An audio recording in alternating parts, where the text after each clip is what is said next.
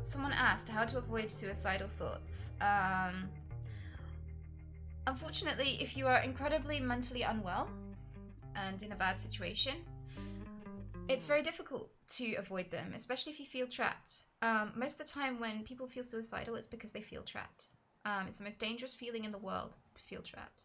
When you're backed into a corner and you think there's no answer, a lot of people who are suicidal don't actually want to die. They just want to stop suffering. And they're in situations where they think that there aren't any ways out. There aren't any ways to stop suffering. But I promise to you that there is.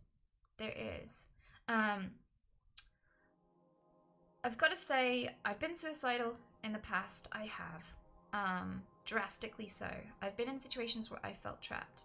And in those situations, what helped me ride the wave were a few things. And one of them was exercise.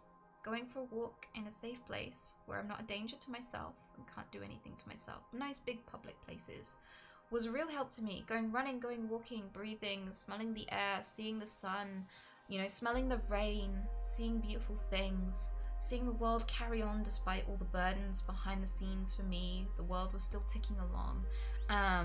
And while I was out on those walks, I started to picture myself happy. I started to picture what I would need.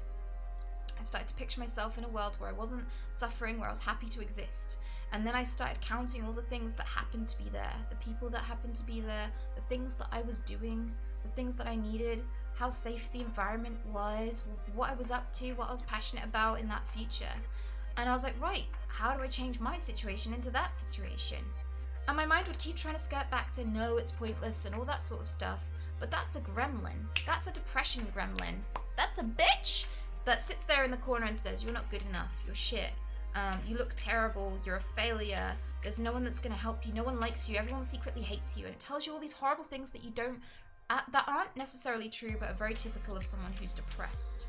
And it's very normal when you're depressed to have a little gremlin bullying you. But what you got to remember is that gremlin is you. That's your voice. And you're your own parent. You're in charge of your own safety and welfare. You are your own friend, and you need to actually stand up to yourself and stop bullying yourself, because you would never hold anyone else to the standard you're holding yourself to now. I promise you. No one. You would never turn to anyone and say, you're in a bad situation. You should do something bad to yourself. Like, that's not something that, you would do to anybody else. You would never suggest that solution. It's not a solution, and you'd never suggest it to anyone else. You would never hate anyone else for the things you're hating yourself for. So stop. If you need to, pretend you're speaking to another human being. Pretend it's someone you care about who's in this situation, and then suggest things to them as if it was a stranger. And you'll begin to realize that you owe yourself a little bit more compassion than you're giving yourself right now. And if you really need some help, speak to a friend or a family member about how you're feeling. I know it's hard, but it's so essential, and it really does increase the likelihood that you'll get through this safely. And if they can be a number you can call when you're feeling really, really, really, really, really bad, like dangerously bad, then that can make all the difference as well. So I would suggest these things because sometimes there isn't any way to stop the thoughts, but there is a way to ride the wave and come out the other side.